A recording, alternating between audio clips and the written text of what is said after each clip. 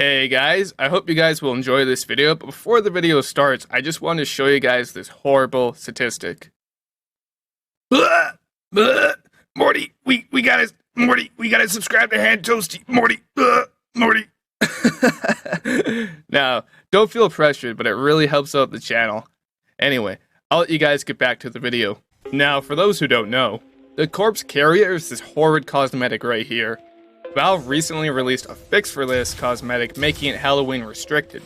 Now, this would be fine, however, the corpse carrier is no longer a tiered item because of this, which means no more strange corpse carriers are going to drop from crates.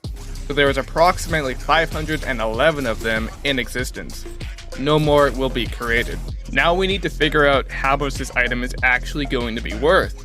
More goes into the price than you might think. One of the major contributors towards the cost of an item in the real world and in TF2 is supply and demand. It's how much of the item there is and how much people want the item. This is a graph to teach how supply and demand works. The blue line is supply and the red line is demand. And where these lines intersect is roughly what the price is going to be. For example, the golden frying pan is a very rare and coveted item. Everybody wants one, nobody has one. Now at the time of making this video, there are 253 golden frying pans in existence. So, supply is going to be a little bit more to the left of the graph.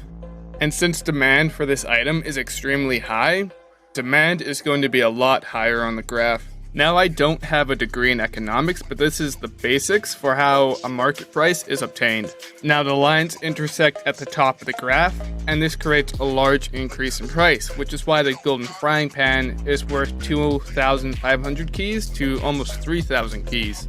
Now, for the strange corpse carrier, this item is never going to drop again. We have 511, and that's it. So on this graph, the supply line is in a fixed position. The value is completely determined by the demand of the item. Demand is determined through a lot of factors. How much do people even want this item is among the most basic, but we can learn more than that if we look at the golden pan. The demand for the golden pan is generated because, well, shit, it's literally a golden frying pan. That's fucking awesome. Not only that, but it comes with a professional kill streak attached to it. Plus, it's strange. It also has the rare item trait to turn players into a gold statue when you kill them with a pan.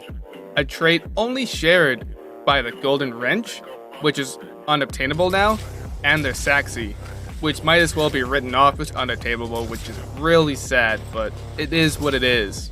It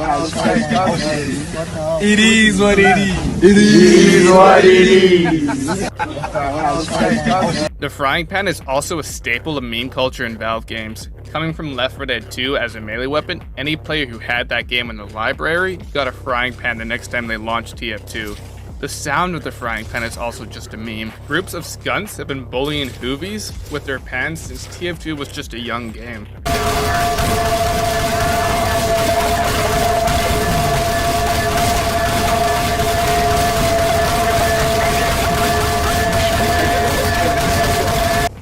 It's just one of the most common melee weapons, and a golden version of it would make a lot of TF2 players happy. So now, how can we apply this to the strange corpse carrier? Well, it's simple. Let's point out a few things though. The first of which is that most cosmetics either fall into two categories. Either they're funny, or they're cool or cute. For example, the Burning Team Captain is expensive because of how cool it looks. Same with the Strange Deadhead. The strange corpse carrier isn't really super cool. It's definitely unique, let's go with that. And it definitely isn't cute. So it falls into the funny category. There aren't many cosmetics that are super expensive because they're funny. The second limiting factor is that it is Halloween restricted, meaning it can only be used in the month of October or during a full moon. This is a huge limiting factor and will put a huge dent in the price of this item. So to summarize everything, even though this item is now extraordinarily rare and will never be generated again, unlike the golden pan, the fact that it isn't cool or cute means that this is kind of limited. It's only unique and funny. And on top of that, you can only use it at certain times of the year.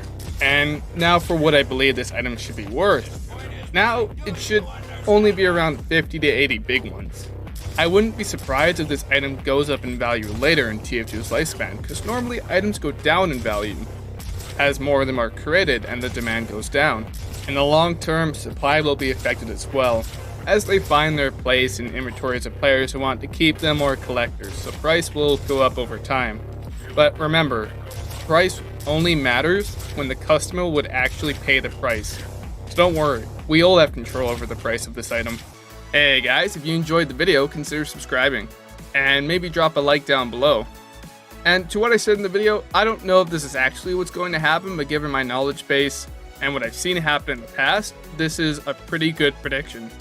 Anyway, I will catch all of you guys in the next one. Goodbye.